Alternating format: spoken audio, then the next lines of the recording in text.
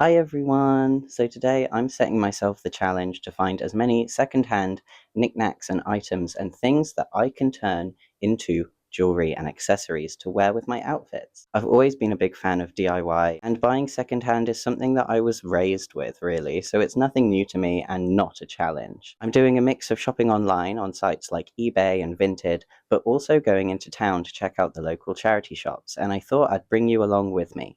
So let's go for a day out, shall we? Oh, first things first, let me show you my outfit. I'm going for a cyber techie look, wearing my cinema roll joggers from Japan. I think they were from Don Quixote, perhaps.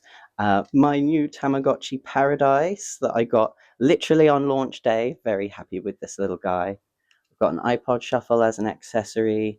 I've also got some little angel clips in my hair on both sides. My Tamagotchi ring. This is like my favorite ring. And then, of course, a little matching bag. Again, this one's from Don Quixote that I ordered from Japan. And I just have this little like acrylic bandage. Um, it's a hair clip, but hair clips, versatile. You can clip them to all sorts of things. Okay, enough talking. Let's go shopping.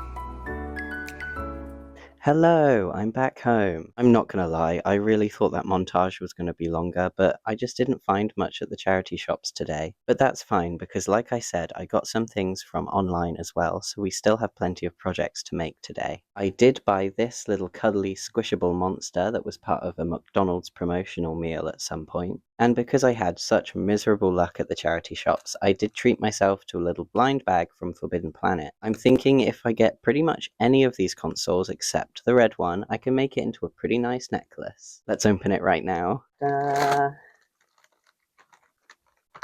Don't be the red one. Please don't be the red one. Nice! We got an OG Game Boy, and that is perfect for my techie cyber aesthetic. I just filmed the rest of this section and realized I forgot to ever pick up my microphone again, so let me refilm all of this. So aside from these things that I got today, let me show you what I bought online. First up, we have this Pokemon keyring. It's an ice type, so I thought it would make a perfect necklace, or even a large hair clip. Then I have this tiny fish that I bought on eBay from the Littlest Pet Shop franchise. He would make a really cute hair clip for sure. And then I managed to get this bundle of 3 cinema roll themed items from Vinted. First up, we have this squishy rubber light that was part of a bath bomb blind bag. Then this acrylic charm, which I think would look really cute on a bracelet. And lastly, this Mejirushi charm from a gachapon machine. And of course, I have my entire collection of trinkets and gachapon pieces in here, so if I wanted to make something else, or add something to something I already have, I might be able to use some of these. Okay, it's time to find my art supplies out, have a cup of tea, and get crafting. Okay, before we start, please do as I say and not as I do. Wear the proper safety precautions when you're working with resin. I am going to be using just a little bit of resin, basically as glue in this project. If you're working with resin, you need to wear gloves and a properly ventilated mask. I thought I had gloves, but I just happened to run out. Anyway, let me tell you what I'm doing. So it is super easy to get things like ring blanks and hair clip blanks, and I'm just using a little bit of resin and putting that on the bottom of this little cinema roll light to fasten it together. And make sure you're using the UV lamp for a very long time. You want to make sure it is hard to the touch, not tacky, not sticky at all. It needs to be fully cured or it may pose a safety risk. But there you go, it still works. And I gave it a bit of a bash test too, wriggling it around, giving him a good smack. And as you can see, he stays firm, he stays in place, and I apologize to Cinnamoroll after. So this isn't going to come off if you're being smacked around or going around town. And next up, this fish is going to be turned into a hair clip. So again, like I said, you can buy a bulk bag of like 20 to 50 pieces of blank jewelry that is so ideal for customizing and just adding little trinkets to make them wearable. And again, make sure you're curing it for a good long time to make sure everything is secure and isn't going to leak onto your skin or clothes. Next up, I want to turn this acrylic Cinnamoroll charm into a bracelet. And fun fact, the costume that Cinnamoroll is wearing in this picture is actually a traditional Chinese ghost costume with a paper seal or charm on his head. So I thought I would lean into that theme with blue eyeball beads that I have in my collection, as well as some bright blue, different shades of blue, to make something versatile that I can wear with quite a few different outfits. I usually find it easier to plan out my designs, so to speak, before I actually thread them on by making a line of the design just ahead of it, and then that happens. Anyway, it is always worth checking if your beads will actually fit on your string before, yeah, here you go, before you actually start trying to make a design. And I, again, didn't do that, but we get there eventually, okay? And we just tie the knot. So it's making a beaded bracelet. Everyone can do that. I recommend using elastic thread because then it is guaranteed to fit over your wrist, really. It's very stretchy, you know? Now, next up, we're going to find something fun to do with this little Game Boy device. So again, I'm going to take off the keyring charm, and I'm trying to think of ways I can modify it and make it cuter. And then I remembered I have these really cute little Tamagotchi stickers.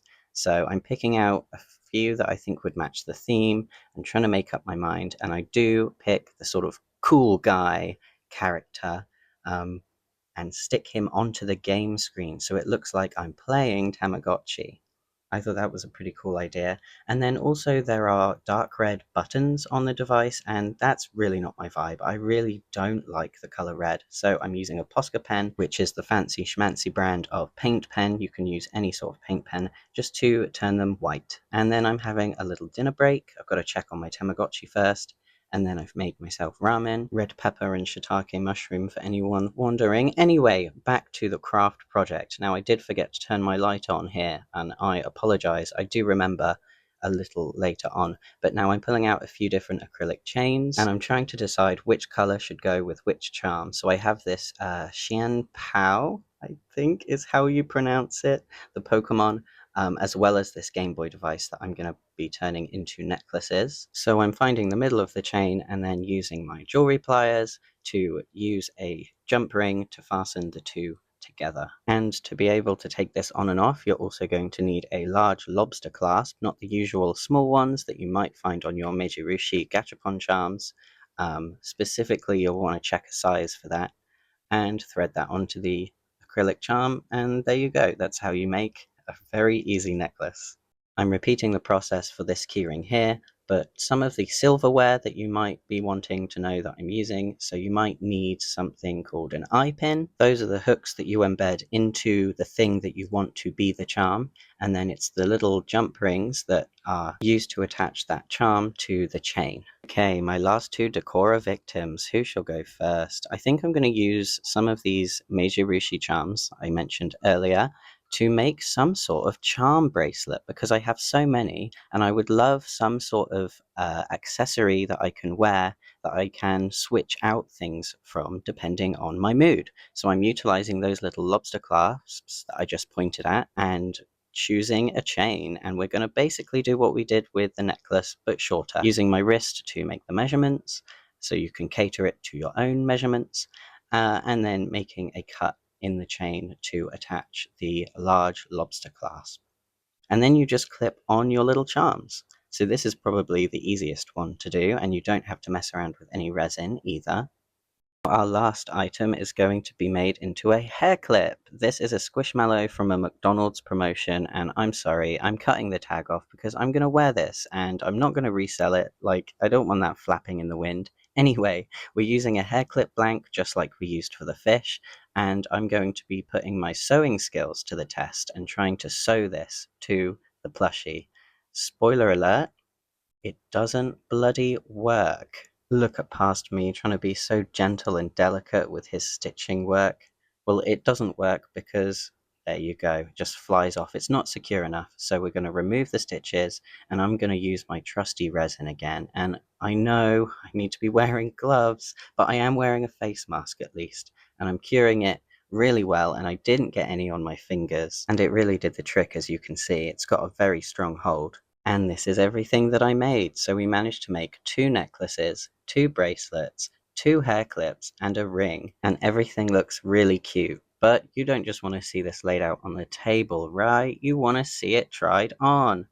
Okay, let me show you. And here's everything put together. I really like the way the bracelets turned out. And the ring is still working a couple of days later. I have found that I do need a slightly larger charm loop in order to fit onto this chain. So if you are going to make this yourself, make sure you check the width of the chains and the width of your little lobster charms as well. And the hair clips work too. I find it slightly harder to put hair clips in my hair because it's just so curly, and if I put anything of any weight in it, it pulls it down and pulls all the curls out. But this guy is sitting really nicely and you can see the fish peeking out, and I'm just really happy with the whole look. Not this bandage though. So thank you for watching today's video. I hope you give it a try to make some of your own accessories that are fun and relatively cheap to make. Because there's a lot of plastic things that are going into waste. So we need to try and find new ways to repurpose them.